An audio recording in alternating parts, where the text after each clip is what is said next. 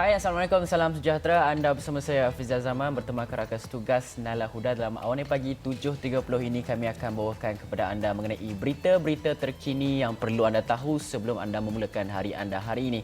Dan untuk itu, kita akan mulakan dengan perkembangan yang begitu mendapat perhatian media dalam dan juga luar negara, malah menjadi perhatian penduduk dunia juga, yang mana perkembangan mengenai kes SRC International yang melibatkan bekas Perdana Menteri ke-6 kita, Datuk Seri Najib Tun Razak, yang mana semalam keputusan telah pun dikeluarkan oleh mahkamah, yang mana kita melihat kepada Datuk Seri Najib Tun Razak telah pun dijatuhkan hukuman penjara 72 tahun dan denda 210 juta ringgit selepas disabit bersalah atas 7 pertuduhan membabitkan dana SRC International Sdn Bhd, yang mana kesemua 72 tahun hukuman penjara itu disekalikan, makna kata bermula dengan serentak jadi 12 tahun penjara secara maksimumnya yang dikenakan kepada ahli parlimen pekan itu. Yang mana bagi ketiga kesalahan pecah amanah dan 3 lagi kesalahan pengubahan wang haram, setiap pertuduhan membawa hukuman penjara 10 tahun. Dan Hakim Muhammad Nazlan Muhammad Ghazali memerintahkan semua hukuman berjalan serentak, namun tiada denda dikenakan untuk pertuduhan pengubahan wang haram. Dan pertuduhan salah guna kuasa adalah di bawah Seksyen 23 Akta Suruhanjaya SPRM, manakala pertuduhan pengubahan wang haram adalah di bawah Akta Pengubahan Wang Haram AMLA 2001. Dan bagi kesalahan di bawah Seksyen 23 Akta SPRM, tertuduh dijatuhi hukuman penjara 12 tahun dengan denda minimum 5 kali ganda dari nilai suapan, iaitu 210 juta ringgit. Dan bagi kesalahan ketiga, kesalahan pecah amanah, tertuduh dijatuhi hukuman penjara 10 tahun bagi setiap kesalahan.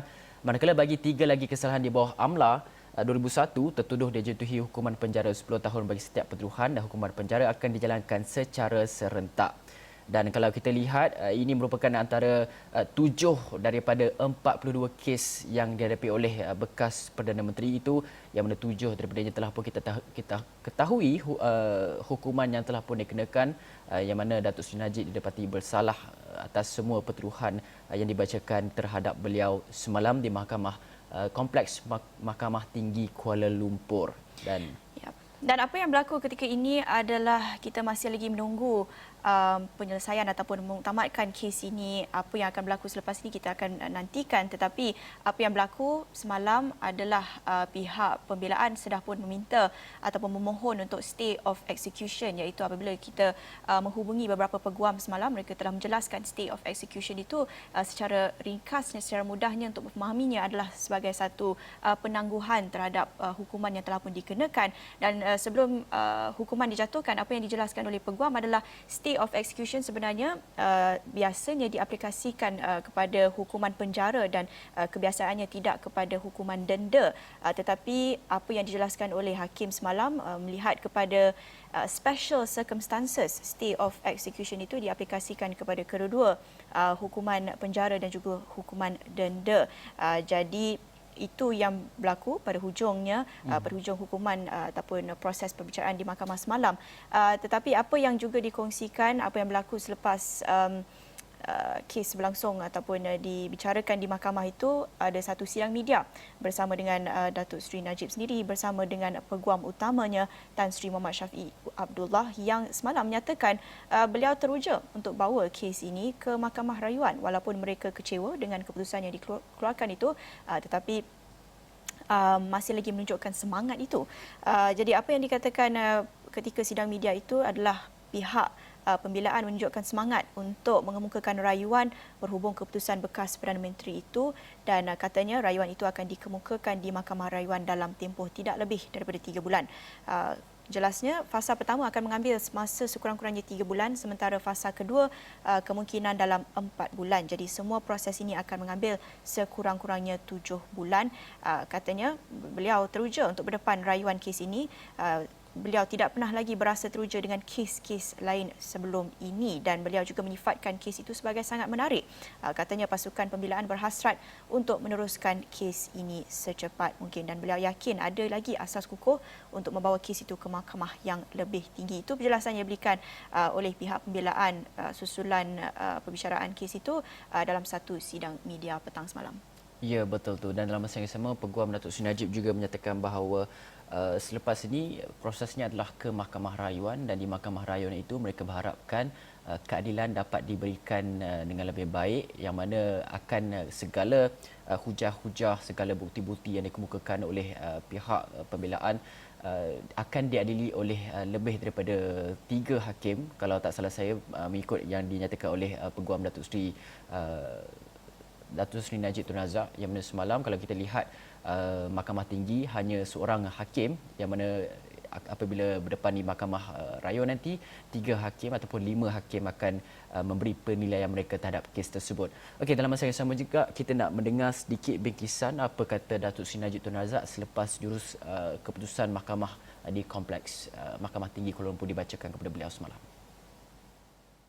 Saya amat kecewa dengan kehakiman dalam kes SRC kerana pihak kami yakni yang diketuai oleh Tan Sri Syafiee, peguam saya telah memberi hujah-hujah yang boleh membawa kepada banyak keraguan. Namun ia tidak diterima. Namun demikian, rayuan ke Mahkamah Rayuan akan kita lakukan secepat mungkin, dan saya berharap bahawa kes di rayuan ini akan didengari dengan berapa segera yang boleh. Kerana saya ingin teruskan usaha untuk membersihkan nama saya, dan perjuangan ini akan tetap saya teruskan. Ya, itu penjelasan yang diberikan oleh Datuk Seri Najib Tun Razak susulan pembacaan ataupun pengumuman keputusan mahkamah semalam. Katanya masih akan teruskan semangat itu, apa yang diluahkan oleh beliau bersama dengan peguamnya. Dan susulan itu, apa juga yang menjadi pertikaian ataupun persoalan yang ditimbulkan adalah bagaimana dengan tugas beliau sebagai seorang ahli parlimen. Jadi ini juga laporannya di astroawani.com. Walaupun telah pun dijatuhi hukuman penjara 12 tahun dan juga denda 210 juta ringgit atas kesalahan-kesalahan tersebut, beliau masih boleh lagi menjalankan tugasnya selaku ahli Parlimen Pekan sehingga selesai proses rayuan.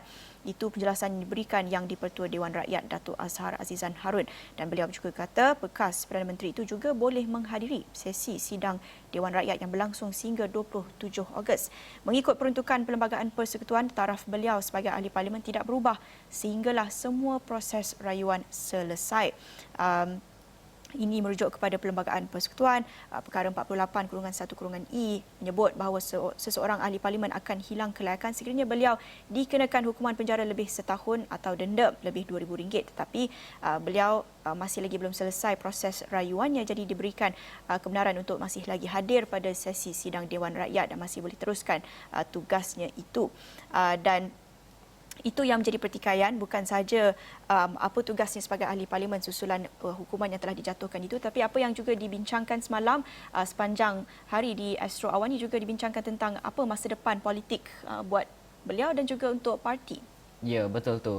Dan kalau kita melihat ramai yang menyatakan bahawa apa yang berlaku kepada Datuk Seri Najib Tun Razak, yang mana beliau merupakan seorang pemimpin UMNO, bekas presiden, bekas Perdana Menteri, yang mana sebarang kes yang berlaku jika disabitkan kesalahan akan memberi kesan langsung kepada parti UMNO itu sendiri, Perikatan Nasional itu sendiri dan juga kerajaan itu sendiri, yang mana setiap gerak-geri kes ini akan diperhatikan bukan saja dalam negara tetapi juga luar negara, yang mana prestasi kerajaan juga dikatakan bergantung kepada kes Datuk Seri Najib Tun Razak ini, sama ada menilai sisi-sisi terdapat sebarang orang kata terdapat sebarang kecelaruan dalam membuat keputusan di mahkamah ataupun keputusan mahkamah itu boleh diragui dan sebagainya. Semua ini bermain dalam arena politik tanah air negara dan juga mencerminkan betapa menggambarkan kepribadian sebuah kerajaan itu juga. Yang mana kalau kita lihat semalam, Perdana Menteri Tan Sri Budi Yassin telah pun mengeluarkan satu kenyataan yang mana melihat kepada kes Datuk Seri Najib Tun Razak ini, yang mana kerajaan menggesa semua pihak untuk terus meletakkan kepercayaan kepada sistem kehakiman negara, sistem perundangan serta kehakiman institut yang bebas dan juga berkecuali. Kata beliau, kerajaan menghormati keputusan mahkamah yang mensabitkan bekas Perdana Menteri Datuk Seri Najib Tun Razak yang didapati bersalah atas semua 7 tuduhan itu, dan kata Datuk Tan Sri Muhyiddin Yassin beliau memahami perasaan dan juga sentimen rakan-rakan terhadap keputusan yang dibuat oleh mahkamah. Namun begitu, beliau jelaskan bahawa kerajaan PN akan sentiasa menegakkan prinsip kedaulatan undang-undang. Dan kalau kita lihat, Datuk Seri Najib semalam telah pun dijatuhi hukuman penjara 12 tahun dan denda 210 juta ringgit. Dan dalam pada itu, kata Muhyiddin lagi, kerajaan juga menghormati hak beliau, Datuk Seri Najib, untuk merayu atas hukuman yang dijatuhkan oleh mahkamah. Dan sama-samalah beliau kata beri ruang kepada proses undang-undang untuk memastikan keadilan dapat ditegakkan. Ya, dalam masa yang sama kita juga lihat menular di media sosial ada beberapa pihak yang mempertikaikan keputusan yang dikeluarkan oleh mahkamah itu, boleh dikatakan sebagai contempt of court apabila mempertikaikan keputusan yang dikeluarkan oleh hakim itu sendiri, kerana ada yang mengaitkan hakim tersebut mempunyai hubungan ataupun related kepada beberapa ahli politik yang telah pun dinamakan di media sosial itu telah pun menular, tetapi tidak lagi disahihkan mana-mana pihak. Dan sebelum ini kalau kita lihat laporan pada awal mulanya proses perbicaraan kes SRC ini, apabila pihak pembelaan ada membuat rayuan untuk menukar ataupun mengubah hakim pada kes itu, mereka tidak mengemukakan alasan tersebut sebagai satu alasan untuk mengubah hakim. Tiada sebarang bukti yang menunjukkan beliau ada agenda politik tersendiri ataupun ada kaitannya bersama beberapa ahli politik, tidak mengemukakan sebarang bukti itu lagi. Jadi itu boleh dikatakan sebagai satu pertikaian ataupun penghinaan kepada mahkamah, institusi mahkamah itu sendiri. Jadi agak bahaya untuk mengeluarkan kenyataan tersebut tanpa sebarang bukti yang kukuh.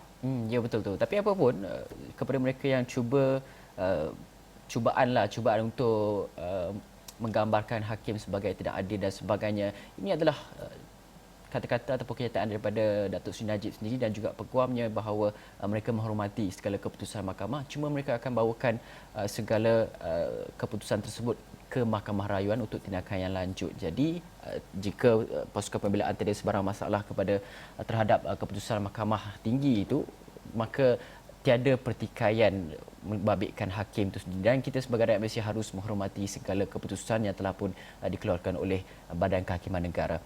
Okey, baiklah, dalam masa yang sama juga semalam ketika mana proses pembicaraan Datuk Seri Najib Tun Razak berlangsung di Kompleks Mahkamah Kuala Lumpur, terdapat boleh dikatakan 600 hingga 700 mengikut anggaran polis individu ataupun penyokong Datuk Seri Najib yang telah pun hadir untuk memberikan sokongan dan juga menunjukkan tanda-tanda solidariti kepada bekas Perdana Menteri itu.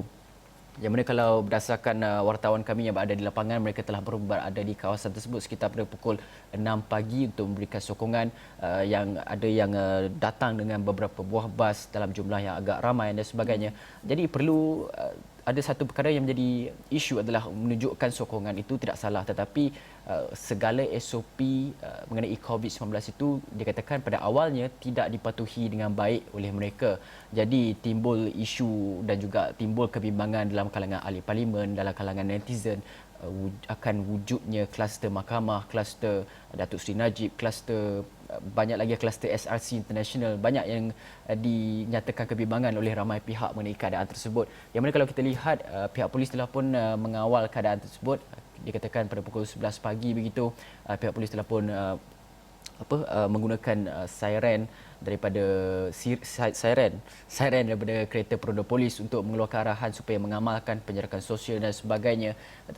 Itu adalah keadaan yang mana sukar untuk dikawal jumlah yang agak ramai itu, yang mana ketika sekarang ini kita masih lagi berdepan dengan COVID-19 dan juga perang melawannya masih lagi belum berakhir. Jadi segala perhimpunan sebenarnya tidak dibenarkan sama sekali. Begitu juga dengan kenduri kendara dan sebagainya, itu adalah termasuk sekali dalam SOP COVID-19 itu.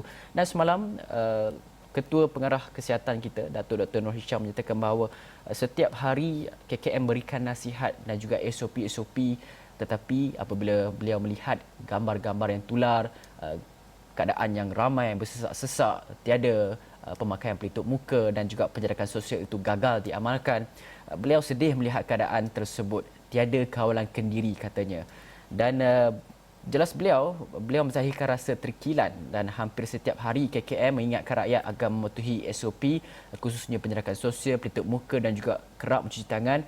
Sudah terang lagi bersuluh, setiap hari KKM ingatkan sepatutnya sekurang-kurangnya ada SOP yang dipatuhi oleh mereka yang hadir di pada kompleks Mahkamah Kuala Lumpur itu. Tapi ini adalah keadaan yang agak mengecewakan ketika mana Malaysia sekarang ini sedang mencatatkan ataupun merekodkan kes COVID-19 yang agak tinggi dengan semalam jumlahnya kembali kepada 2 digit yang tinggi iaitu 39. Tapi kita akan bawakan perkembangan tersebut saya rasa Nailah selepas kita berhenti rehat dahulu seketika. Kita akan kembali selepas ini.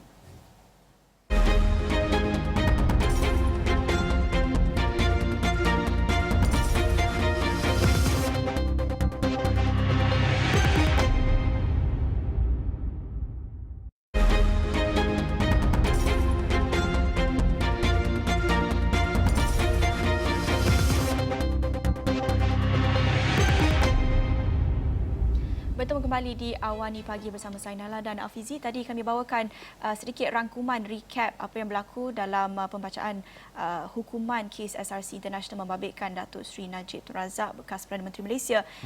Tapi apa yang menjadi tumpuan orang ramai juga adalah kemungkinan wujudnya kluster, melihat kepada ramai penyokong yang hadir dan gagal untuk patuh kepada SOP itu, dan juga dalam masa yang sama kita juga dikejutkan dengan perkembangan COVID-19 dalam negara yang amat mengerikan dan amat membimbangkan apabila kita lihat angka positif COVID-19 dalam negara telah pun kembali kepada angka 2 digit dan kita lihat jumlahnya pun agak besar, agak tinggi iaitu sebanyak 39 kes positif yang dicatatkan setakat 12 tengah hari semalam. Itu yang diumumkan oleh pihak KKM.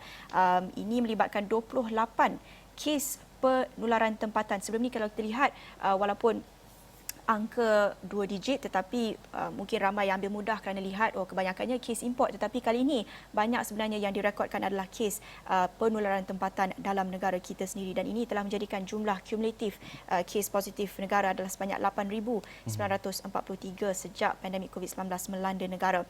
Dan daripada 28 kes itu, 22 adalah dalam kalangan warga negara Malaysia, manakala 6 lagi adalah warga asing seperti berikut yang kita senaraikan di astroawani.com. Kebanyakannya sebenarnya dicatatkan di Sarawak iaitu sebanyak 19 kes dan telah pun dikesan berpunca daripada beberapa kluster iaitu kluster Sentosa, kluster kejuruteraan Kuching, kluster Satok iaitu kluster antara yang terbaru dicatatkan, kluster Mambung dan juga kluster PUI Melbourne. Satu juga kes saringan pemantauan di pintu masuk lapangan terbang walaupun tidak bergejala tapi dikesan positif, dan juga satu kes saringan Kendiri juga tidak bergejala. Itu amat membimbangkan kerana kita lihat semakin banyak kes-kes positif COVID-19 ini tidak menunjukkan sebarang simptom pun, dan beberapa kes lain pula direkodkan dikesan di Sabah, 2 kes saringan pesakit berisiko tinggi, dan juga di Kedah satu kes daripada kluster PUI Siva Gangga iaitu juga kluster terbaru yang dikesan. Tapi sebelum kita ceritakan tentang kluster-kluster baru itu, kita boleh lihat sebelum ini Kuching telah pun diisytiharkan sebagai zon merah, kembali kepada zon merah, dan Sarawak juga kita lihat semalam mencatatkan kes positif yang amat tinggi, 19 kes. Tetapi dalam masa yang sama mungkin kita juga boleh melihat antara faktor yang menjurus kepada angka tersebut mungkin sebab mereka banyak menjalankan saringan COVID-19, mass testing itu banyak dijalankan terutamanya di Kuching.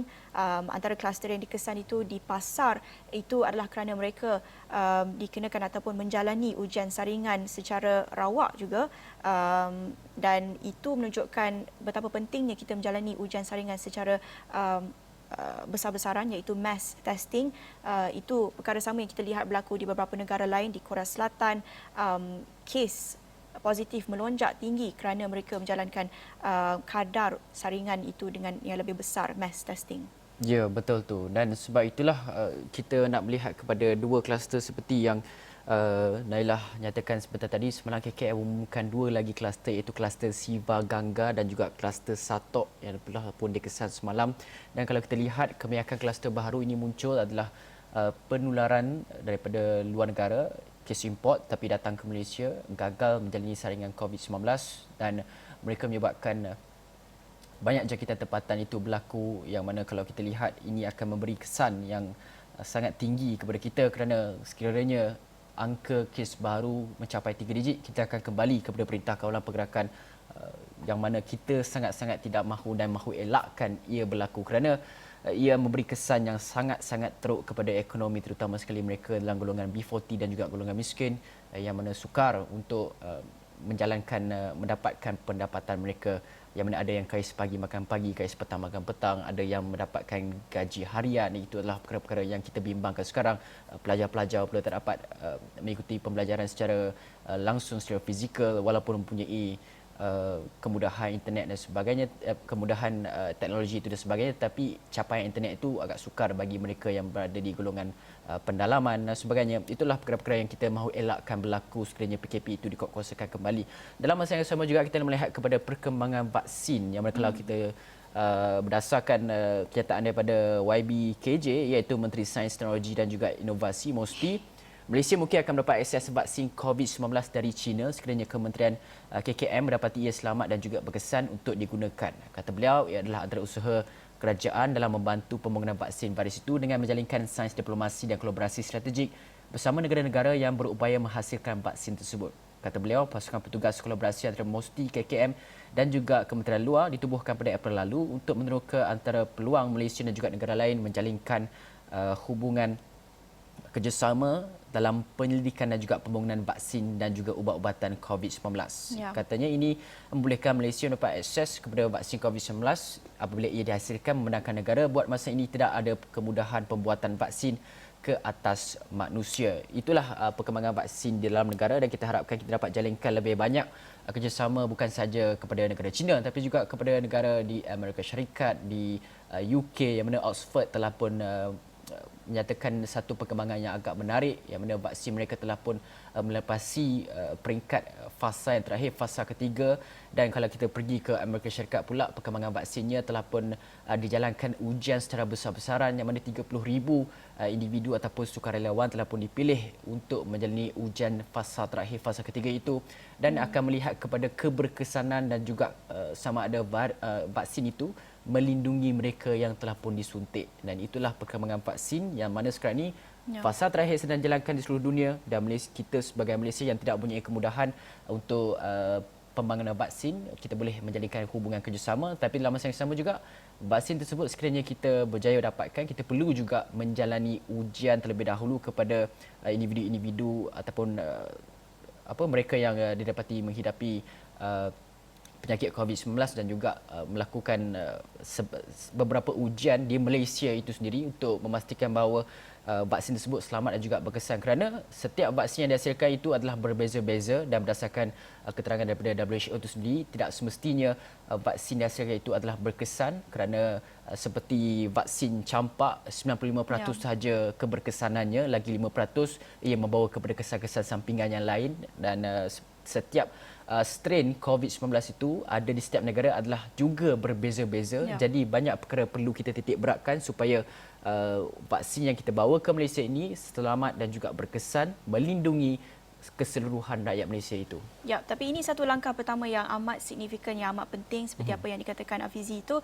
walaupun kita tidak ada kemudahan itu tetapi untuk menjalinkan hubungan dan kerjasama bersama negara-negara dengan akses itu adalah amat penting kerana ada seorang pakar yang menimbulkan persoalan ataupun pertikaian antara ada satu perbezaan antara vaksin dengan vaccination, iaitu walaupun vaksin telah pun dibangunkan, dihasilkan, tetapi akses kepada vaksin itu terutamanya negara membangun seperti negara kita tidak ada akses ataupun tidak ada akses kepada pertubuhan antarabangsa dan sebagainya, kerjasama bersama beberapa negara maju ini adalah amat penting untuk kita memastikan akses itu dapat dijaminkan supaya kita bolehlah bergerak ke hadapan dan melihat kepada masa depan yang bebas daripada COVID itu amat penting dan bergantung kepada penghasilan dan akses kepada COVID-19 itu, vaksin COVID-19 itulah yang paling penting. Sebelum kita akhiri Awani Pagi, selain daripada isu kes SRC International dan juga selain daripada perkembangan COVID-19, kita juga ingin alihkan perhatian anda kepada sedikit perkembangan politik negara yang mana kita akan menjangkakan satu pilihan raya kecil PRK Dewan Undangan Negeri Dun Slim pada 29 Ogos depan. Dan satu laporan terbaru yang kami bawakan di astroawani.com, Perikatan Nasional Negeri Perak sepakat memberi laluan kepada calon daripada UMNO untuk bertanding pada PRK Dun Slim tersebut. Keputusan itu dinyatakan sendiri oleh Pengerusi Parti Pribumi Bersatu Malaysia Bersatu Perak merangkap Menteri Besar Datuk Seri Ahmad Faizal Azumu yang katanya semua parti dalam PN bersepakat untuk hanya menghantar satu wakil. Tidak akan ada pertembungan kerana kita bersepakat hendak bagi calon pada UMNO, jadi kita akan bagi sokongan sepenuhnya. Dan ini pengumuman beliau selepas telah pun menyampaikan notis 5A dan juga ada acaranya di kawasan kampung di Kampar pada Selasa dan katanya Bersatu juga akan turun padang untuk membantu calon PN berkempen dalam pilihan raya kecil itu dan telah pun mula berbincang bersama sesama parti dalam kalangan Perikatan Nasional untuk bekerjasama bagi pastikan sokongan rakyat bagi pada calon yang akan kami ketengahkan ini dapat sokongan sepenuhnya. Kalau kita lihat recap sedikit, Perak mempunyai 59 kerusi DUN dan 32 daripadanya dikuasai Perikatan Nasional, terdiri daripada 25 kerusi BN yang kesemuanya diwakili UMNO, Bersatu 4 dan PAS 3, sementara DAP 16, Amanah 5, PKR 3, Bebas 2 serta Gerakan 1. Dan kita akan ikuti perkembangan dari semasa ke semasa PRK DUN Slim ini yang pastinya dalam masa yang sama kita memerangi COVID-19 tetapi seperti yang kita lihat dalam PRK sebelum ini betapa rancaknya permainan ataupun arena politik itu tidak dihentikan, tidak terganggu langsung dengan pandemik COVID-19 itu kita saksikan. Ya, betul-betul. Okey, dalam masa yang sama juga kita nak memasuki bulan kemerdekaan. Jadi kita ada seruan daripada Perdana Menteri kita iaitu semangat Malaysia prihatin perlu disemarakkan di segenap kehidupan termasuk usaha memulihkan semula ekonomi dan juga kehidupan rakyat supaya lebih baik. Dan kata Tan Sri Muhyiddin Yassin, ia termasuk ingatan untuk mengukuhkan kembali asas-asas perpaduan, keharmonian dan juga kesejahteraan negara dan juga rakyat. Jelasnya setelah sekian lama kita menikmati kebebasan kemerdekaan, amalan mengibar jalur gemilang seharusnya sudah dibudayakan dalam kehidupan seharian kita. Dan kita semua sendiri perlu dengan rela hati mengibarkan dengan megah jalur gemilang di sepanjang tahun tanpa perlu menunggu adanya program sambutan Bulan Kebangsaan dan juga kibar jalur gemilang. Kerana apa? Kerana ada berita baik buat rakyat Malaysia, sama-sama kita kibarkan jalur gemilang itu. Dan dalam masa yang sama, JPJ semalam umumkan bahawa saman 70% diskaun kepada mereka sempena dengan sambutan Bulan Kemerdekaan yang akan disambut 31 Ogos ini. Dan itu adalah kenyataan daripada Datuk Seri Dr. Wee Ka Siong yang menyatakan bahawa tawaran itu 1 Ogos sampai 31 Ogos saja sempena dengan Bulan Kemerdekaan. Jadi sama-samalah kita kibarkan jalur gemilang dan dalam masa yang sama pergi bayar saman yang mana ada bayar saman tu sebab 70% daripada 300 maksimum tu hanya RM90 saja yang anda perlu bayar sebab 70% dah begitu murah. Ini adalah kelebihan diberikan oleh JPJ melalui Kementerian Pengangkutan Negara. Okey, baiklah, banyak lagi perkara yang anda boleh baca dan juga hayati di astroawani.com dan juga buletin-buletin Awani seterusnya untuk mengikuti rapat perkembangan dalam dan juga luar negara yang perlu anda tahu sepanjang hari anda hari ini. Sekian daripada saya, Hafizah Zaman. Dan saya Naila Huda. Salam hormat.